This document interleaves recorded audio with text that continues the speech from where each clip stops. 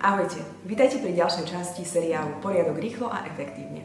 Dnes sa pozrieme na to, ako si môžete zorganizovať terasu.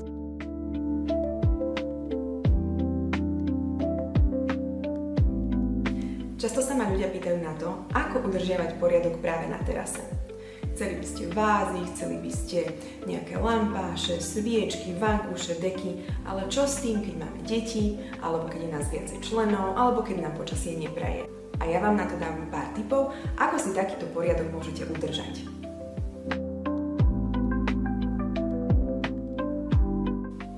Prvým tipom je nábytok s úložným priestorom. V dnešnej dobe si už naozaj môžete pozrieť širokú škálu sedacích súprav alebo nejakých kresiel, ktoré majú zároveň úložný priestor.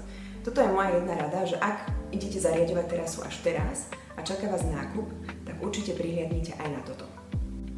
Veľmi dobrým príkladom je aj napríklad drevená truhlica, ktorá môže poslúžiť na uskladnenie vankúšov alebo napríklad substrátov, ale naopak môžete na ne uložiť podušky a môže poslúžiť aj na sedenie. Lavica má odnímateľný kryt, ktorý jednoducho odoberiete a zaplníte ju tým, čím potrebujete, napríklad vankúšmi. A ak vás náhodou čaká grilovačka, vankúše jednoducho vyberiete. Ak vás náhodou čaká grilovačka a nemáte dostatok miest na sedenie, lavica môže poslúžiť práve ako jedno z nich. Pozerajte.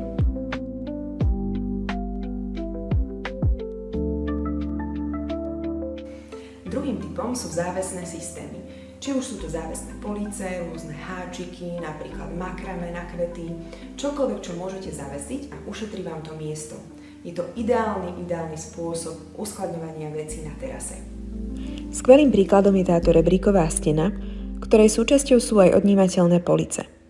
Tie poslúžia na doplnky, ako sú sviečky alebo rôzne lampáše, či kvety alebo iné príslušenstvo.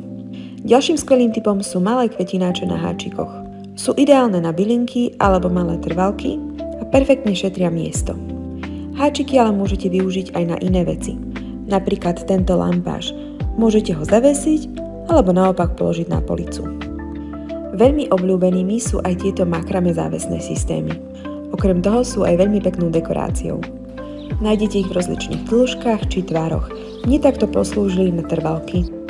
Drevený stojan na kvety je nielen efektný, ale aj veľmi praktický z hľadiska úložného priestoru. No a môjim tretím typom sú jednoznačne koše, škatule, krabice, boxy, bedničky, čokoľvek, do čoho viete veci uskladniť. Poďme sa pozrieť, ako to vyzerá na našej terase a čo v takýchto bedničkách alebo škatuliach uskladňujeme práve my doma. Začnem rovnou drevenou bedničkou, ktorá môže poslúžiť na uskladnenie naozaj hocičoho. Nám výborne poslúžila na predmety, ktoré potrebujem mať pri ruke. Pletený košík som zase použila na deky. Pletený košík s uzáverom som využila na uskladnenie hračiek. Určite to poznáte, pri deťoch sú hračky všade. Takto ich jednoducho schováte a dieťatko ich bude mať stále po ruke. Je to win-win. Drevenú bedničku môžete použiť aj na grilovacie príslušenstvo a takto ju rovno založiť pod grill. Alebo na pomocníkov do záhrady. Dá sa využiť naozaj na čokoľvek. A ak sa aj vy chystáte zariaďovať vašu terasu, pripájam svoj wishlist, kde si môžete pozrieť širokú škálu veľmi pekných produktov, ktoré vám určite pomôžu. V dnešnej časti seriálu Poriadok rýchlo a efektívne sme sa pozreli na to, ako si viete doma zorganizovať terasu, respektíve ako si tam viete vytvoriť lepší úložný systém.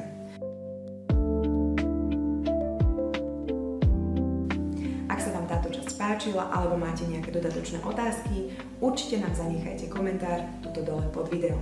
A samozrejme nezabudnite sledovať YouTube kanál Piano Slovensko alebo môj Instagramový profil veronika.kryl.